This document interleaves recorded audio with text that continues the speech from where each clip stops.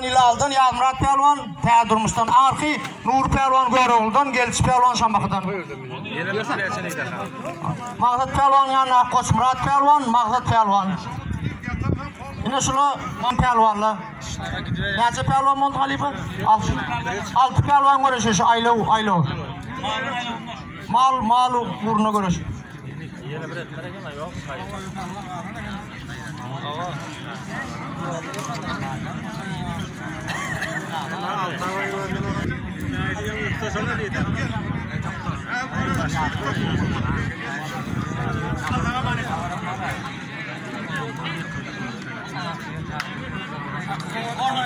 Nazarına görüştüren Nur Pelvan, Göveş'te Kılıç'ta Gelçi Pelvan.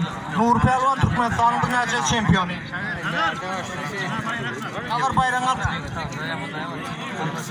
Gelçi Pelvan'ım Türkmenistan boyunca geçiren yarışlara katlaşan Pelvan, Üstad Pelvan. Ağamani Kılıç, Koç Murat, Mağzat Pelvan. Kamerası aylan. Kıyımızda. Kamerasılar aylan. Kıyımızda kadar kamerası.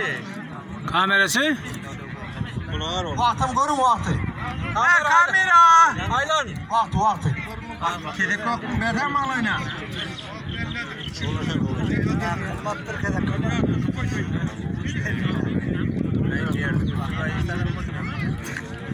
Nur Pelvan. Neşi Pelvanlı vilayetinin en büyük pelvanları. Kamera aylan ha o kamera. Vilayetinin en büyük pelvanları. Vilayetin ağırını saklan pelvanlar şunu. Ay kamerası gezmene. Ay istene ama. Aynim gezmene kamerası. Ay aynen dedim o. Hayır.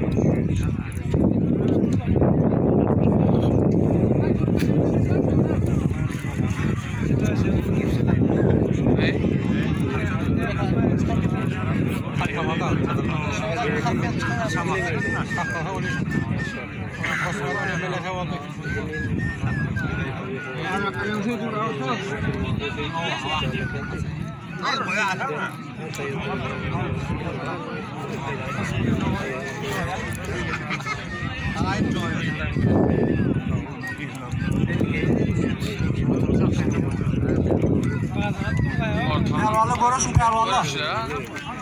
Pelvanlı. İşten da hiç kaydın. İşten emeledin ha o. İşten. Ay kamerası anlatan bir aramadı ora.